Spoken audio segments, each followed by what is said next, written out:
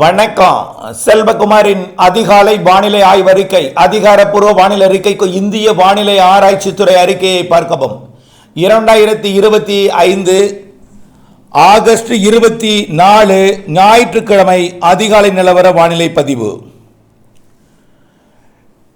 இன்றைய வானிலை பதிவில் கடந்த 24 மணி நேர மழைப்பொழிவு, வானிலை அமைப்பு, இன்றிலிருந்து வரக்கூடிய நாட்களிலே மழை எப்படி இருக்க போகிறது, எங்கெல்லாம் மழை, தீவிரம் எப்பொழுது, தென்மேற்கு பருவமழை தீவிரம் எப்பொழுது, உங்களுக்கு மழை எப்பொழுது, எல்லாம் இதில் அறிவிக்க போகிறேன். இறுதி வரை கேட்டு பயன்பெறுக. நேற்றைக்கு பார்த்தீங்கன்னா, நேற்றைக்கு காலையோடு நிறைவடைந்தது வடகடலோர மாவட்டங்கள் மழை. அதுக்கப்புறம் வந்தாலும் கடலோரத்தில் பெரிதாக இல்லை. நேற்றைய மழைப்பொழிவு எல்லாமே டெல்டாவின் தெற்கு பகுதி, புதுக்கோட்டை, தஞ்சாவூர் தெற்கு பகுதி, சிவகங்கை மற்றும் அதாவது தஞ்சாவூர், திருவாரூர், நாகப்பட்டினம் தெற்கு பகுதி மற்றும் புதுக்கோட்டை, சிவகங்கை, ராமநாதபுரம், விருதுநகர், தூத்துக்குடி, மதுரை இந்த மாவட்டங்களில் நல்ல மழைப்பொழிவு. மழைப்பொழிவை பட்டியலின் அடிப்படையில் பார்த்தீங்கன்னா, கிடைக்கப்பட்ட தகவலின் அடிப்படை நேற்றைக்கு காலை அறிக்கை வந்த பிறகு நேற்றைக்கு காலை பெய்த மழை சென்னையில், அதற்கு பிறகு அதாவது காலை ரிப்போர்ட் எடுத்ததுக்கு அப்புறம் பெய்த மழை. ராஜா அண்ணாமலைபுரம் 58 மில்லிமீட்டர் 6 சென்டிமீட்டர் மழை பொழிந்திருக்கிறது. Raja Annamalaipuram. Saidapet 24 millimetre 2.5 centimetre. Chennai Central 10 millimetre 1 centimetre. மேலும் மணலி, மாதவரம் இதெல்லாம் பார்த்தீங்கன்னா 1 சென்டிமீட்டர் 1/2 சென்டிமீட்டர் மழை நிறைய இடங்களில் மழை பொழிந்திருக்கிறது. அதுக்கப்புறம் அடுத்ததாக பார்த்தீங்கன்னா, நேற்றைக்கு தென் மாவட்டங்களில் தான் நல்ல மழை பொழிவு பொழிந்திருக்கு. மதுரையில் பார்த்தீங்கன்னா சாத்தியாறு 30 மில்லிமீட்டர் 3 சென்டிமீட்டர். அதே போல கல்லந்திரி 29 மில்லிமீட்டர் 30 சென்டிமீட்டர், அதாவது 3 சென்டிமீட்டர் மழை. மேலும் சிட்டம்பட்டி 25 மில்லிமீட்டர், மேட்டுப்பட்டி 20 மில்லிமீட்டர், மதுரை வடக்கு 15 millimetre, Thallakulam 14 millimetre, Periyapatti 13 millimetre, Edayapatti மற்றும் ஆண்டிப்பட்டி, அதாவது வாடிப்பட்டியில் இருக்கக்கூடிய ஆண்டிப்பட்டி 3 மில்லிமீட்டர். அவ்வளோதான், ரொம்ப கம்மி. புலிப்பட்டி எல்லாம் கம்மி. அடுத்தபடியாக பார்த்தீங்கன்னா, நாகப்பட்டினம் மாவட்ட தெற்கு பகுதி, தலைஞாயிறு மற்றும் வேளாங்கண்ணி இடைப்பட்ட, கீழையூர் இடைப்பட்ட பகுதியிலேயும் மழை தான். திருத்துறைப்பூண்டியிலே சுற்றுவட்டார பகுதியும், அதே போல் முத்துப்பேட்டை, திருவாரூர் மாவட்டம் தெற்கு பகுதி, தஞ்சாவூர் மாவட்டம் மதுக்கூர் மற்றும் பரவக்கோட்டை திருவாரூர் மாவட்டம், அதே போல் எடையூர், முத்துப்பேட்டை இங்கெல்லாம் நல்ல மழை நேற்றைக்கு பொழிந்தது. புதுக்கோட்டை மாவட்டத்தை பார்த்தீங்கன்னா, Aranthangi 52 millimetre, Mimisal 19 millimetre, Aykudi 16 millimetre, Nagudi 7 millimetre. மேலும் ஆவடையார் கோவில், மணமேல்குடியும் மழை. ராமநாதபுரம் மாவட்டம் Paramakudi 43 millimetre, Theerthandathanam 22 millimetre, Vattanam 16 millimetre, Valinokkam 10 millimetre. மேலும் கடலாடி, தொண்டி, முதுகுளத்தூர், ராமநாதபுரம், ஆர்எஸ் மங்கலம், திருவாடானை இதெல்லாம் மழை. அடுத்தபடியாக பார்த்தீங்கன்னா, ராணிப்பேட்டை மாவட்டத்தில் கொஞ்சம் மழை.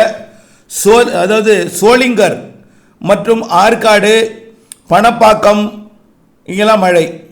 அடுத்தபடியாக பார்த்தீங்கன்னா, சேலம் மாவட்டத்திலையும் ஓமலூர், மேட்டூரில் லேசான மழை, மிதமான மழை. சிவகங்கை மாவட்டத்தில் இளையான்குடி 42 மில்லிமீட்டர், தேவக்கோட்டை 24 மில்லிமீட்டர், மேலும் மானாமதுரை 10 மில்லிமீட்டர், சிங்கம்புணரி மற்றும் காரைக்குடியிலையும் மழை. அடுத்தபடியாக தஞ்சாவூர் மாவட்டம் மதுக்கூர் மற்றும் மதுராமப்பட்டினத்திலும் மழைப்பொழிவு அதிகாரப்பூர்வ மழைப்பொழிவு ரிப்போர்ட் கிடைக்கல.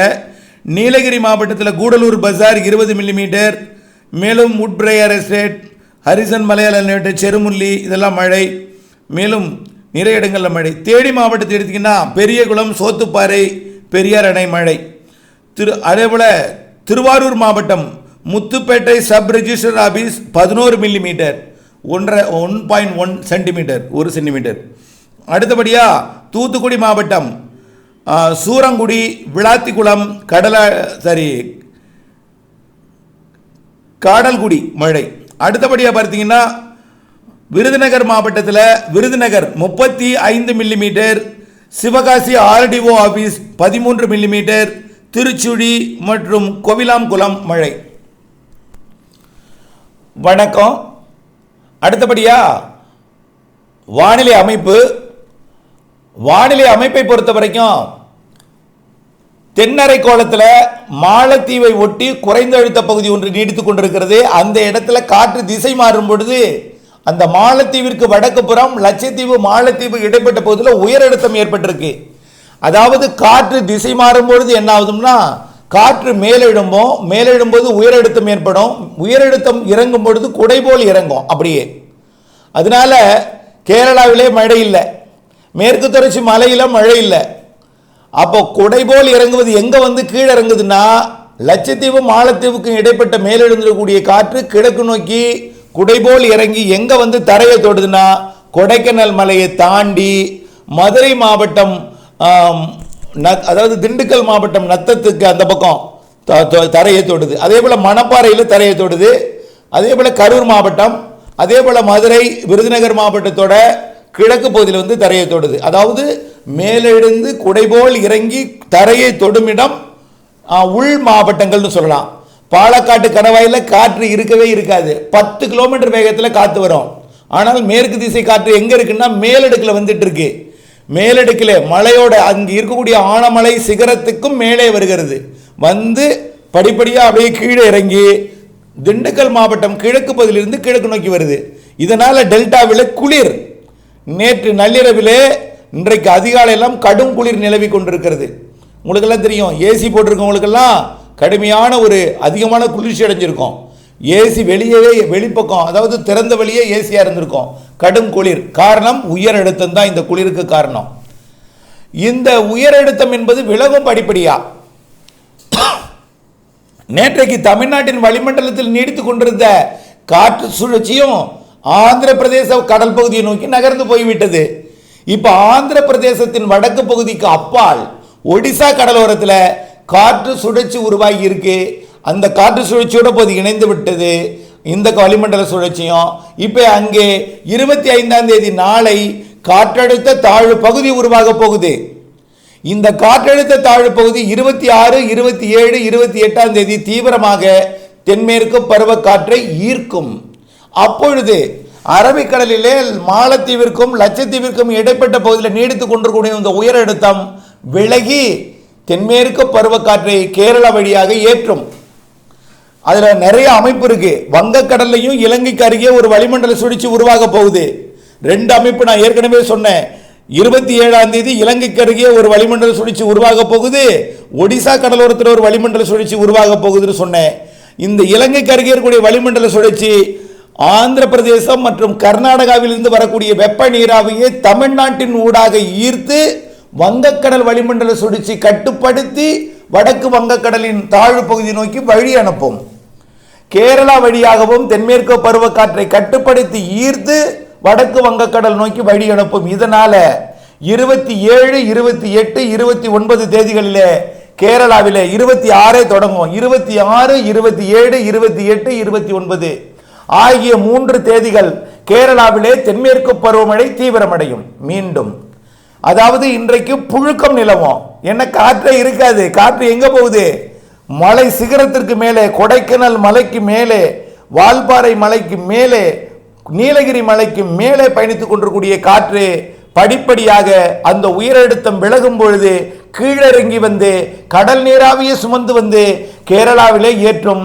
மேற்கு தொடர்ச்சி மலையில 26, 27, 28, 29 3 நாளும் ஆகஸ்டில் மழைப்பொழிவை தென்மேற்கு பருவமழை பொழிவை கொடுக்கும். வால்பாறைக்கு இல்லாமல் இருக்கக்கூடிய மழை, நீலகிரியிலே நேற்று காலைக்கு பிறகு இல்லாமல் இருக்கக்கூடிய மழை மீண்டும் 26ஆம் தேதியிலிருந்து ஒரு 4 நாட்களுக்கு தென்மேற்கு பருவமழையாக நீலகிரி, வால்பாறை, தேனி, கன்னியாகுமரியில் கொடுக்கும். காவிரி நீர்பிடிப்பு பகுதிகளில் இன்னும் கொஞ்சம் கூடுதலாக கொடுக்கும். அதே போல கர்நாடகாவின் மங்களூரு, உடுப்பி போன்ற பகுதிகளிலும், கார்வார் மற்றும் கோவா, மகாராஷ்டிரா பகுதிகளிலும் நல்ல மழைப்பொழிவை கொடுக்கும். இந்த நிகழ்வு 29ஆம் தேதி கரை கடந்து வட இந்திய நிலப்பகுதிக்குள் போகும். எங்க போகும்? மத்திய பிரதேசம், உத்தரப்பிரதேசம் வழியாக, ராஜஸ்தான் மற்றும் பஞ்சாப் இடைப்பட்ட பகுதி வழியாக பாகிஸ்தான் எல்லையோரத்திற்கு நகரும். இதனால தென்மேற்கு பருவமழை 3-4 நாட்களுக்கு தீவிரமடைந்து விட்டு பிறகு தொய்வடைந்து விடும்.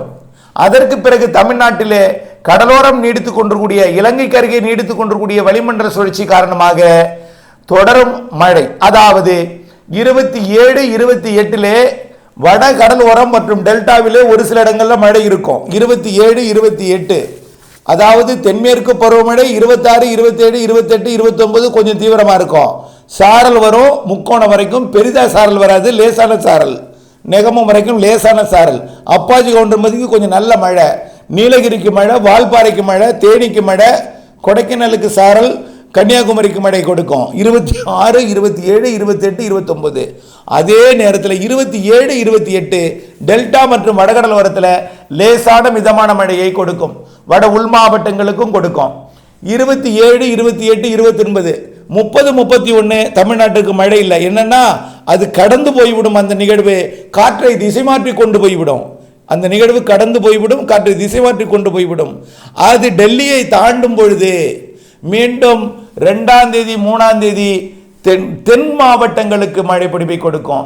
அது டெல்லியை கடந்த பிறகு மீண்டும் 2ஆம் தேதியிலிருந்து வடமேற்கு காற்று தென் மாவட்டங்களிலே குவிக்கும். தென் மாவட்டங்களில் மழை பெறும் 2ஆம் தேதி 3ஆம் தேதி.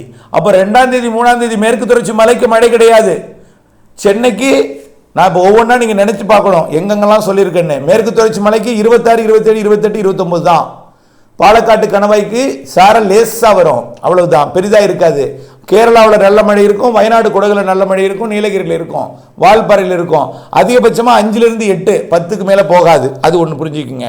தமிழ்நாட்டில் 27, 28 டெல்டாவிற்கும் வடகடலோரத்திற்கும் சென்னைக்கும் வட உள் மாவட்ட பகுதிகளில் ஆங்காங்கே இருக்கும். அதுக்கப்புறம் அந்த நிகழ்வு டெல்லியை நோக்கி போயிடும் என்பதனால காற்று திசை மாறிடும் மகாராஷ்டிரா நோக்கி. அப்போ தமிழ்நாட்டுக்கு வடமேற்கு காற்று வராது, வெப்பசலன மழை இருக்காது, புழுக்கமாக இருக்கும். தென்மேற்கு பருவக்காற்று இல்லாமல் வெயில் அதிகமாக இருக்கும், புழுக்கமாக கோரமாக வெயில் அதிகமாக இருக்கும், கொஞ்சம் புழுக்கமாக இருக்கும், வியர்வை அதிகமாக இருக்கும்.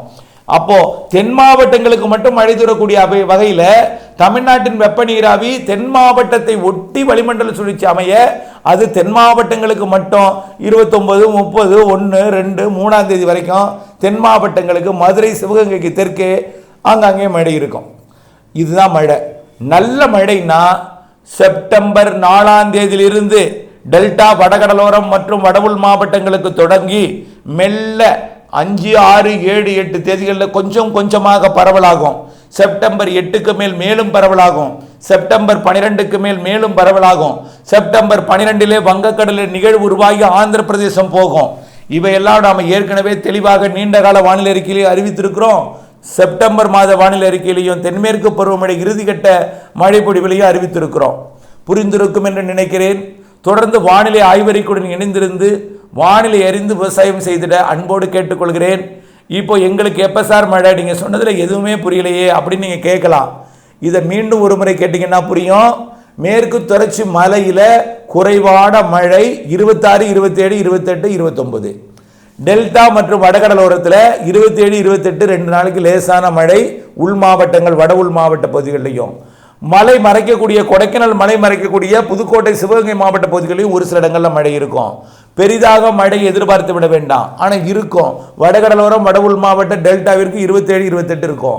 அதுக்கப்புறம் தென் மாவட்டங்களுக்கு மட்டும் தொடர்ந்து கொண்டிருக்கும் அந்த மழை. 27, 28 வடகடலோரம் இருப்பது அப்படியே நின்று போய்விடும். தென் மாவட்டங்களில் மட்டும் 29க்கு பிறகும் 30, 31, 1, 2, 3 தேதிகளில் தென் மாவட்டங்களில் மட்டும் ஆங்காங்கே இருந்து கொண்டிருக்கும். உறுதியாக நீங்கள் மழை பெய்யும் என்று எதிர்பார்த்து விடக்கூடாது. அறுவடை, உலர்த்துதல் பணி இருந்தால் மழை குறுக்கீடு இருக்கும், நனைக்கும் என்பதை நினைவுபடுத்திக் கொள்ளணும். இந்த மழையை நம்பி நீங்கள் எந்த விவசாயத்தையும் தொடக்கிவிடக்கூடாது.